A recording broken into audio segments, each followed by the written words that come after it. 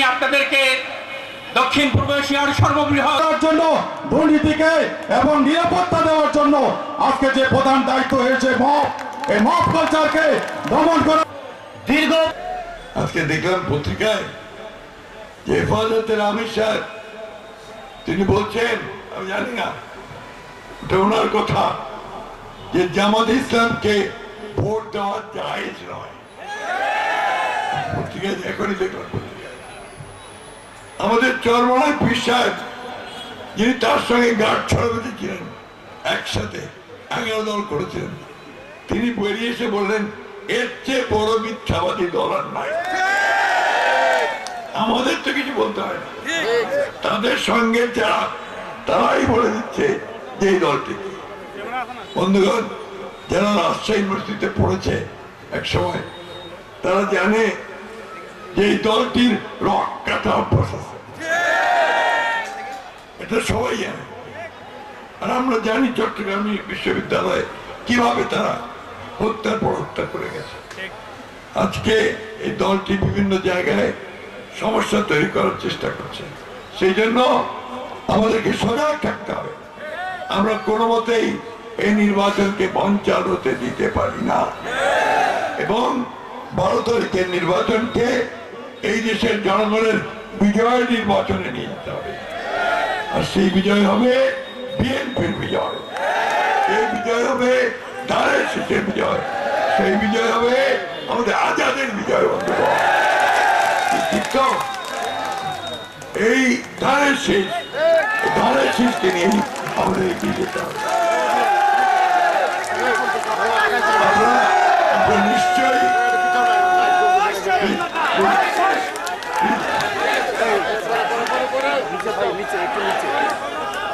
আপনারা নিশ্চয়ই বাংলাদেশের মানুষ কোনদিনই সেই দলকে সমর্থন করবে না যে দল আমার স্বাধীনতায় বিশ্বাস করে না। খুব পরিষ্কার কথা, আমি অন্তত করতে পারি না, আমার দেশের মানুষ করতে পারে। যারা স্বাধীনতায় বিশ্বাস করেনি তাদের কাছে কি বাংলাদেশ নিরাপদ হতে পারে?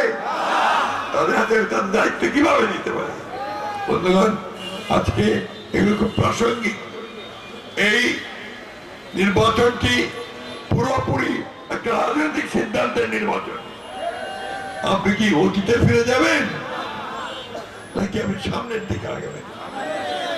আপনি কি সেই স্বাধীনতার বিরোধীদের পক্ষে যাবেন নাকি স্বাধীনতার পক্ষে যারা সামনের দিকে যায় তাদের পক্ষে?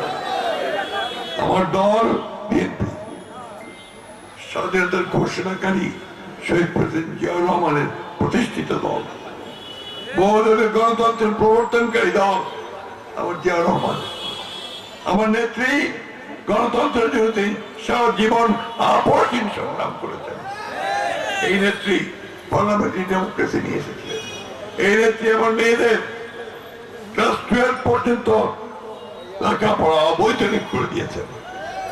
এই নেত্রী আমার এই বাংলাদেশের অর্থনীতি উপরের দিকে যাচ্ছিল, যাতে করে ইকোনমিস্টে লেখা হয়েছিল Bangladesh emerging as a tiger, একটা বাঘের মতো বাংলাদেশ বেরিয়ে আসছে অর্থনীতিতে।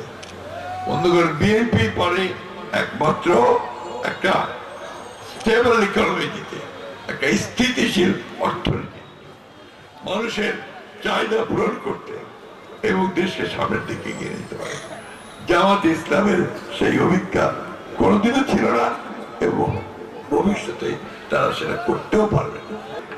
আমরা যদি এই দেশকে রক্ষা করতে চাই, আমরা যদি আমাদের মানুষকে রক্ষা করতে চাই, আমরা যদি দেশকে সামনের দিকে নিয়ে যেতে চাই, তাহলে আমাদের স্বাধীনতার ঘোষণাকারী শহীদ প্রেসিডেন্ট জিয়াউর রহমানের পুত্র, আমাদের গণতন্ত্রের আপসহীন নেত্রী দেশনেত্রী খালেদা জিয়ার পুত্র,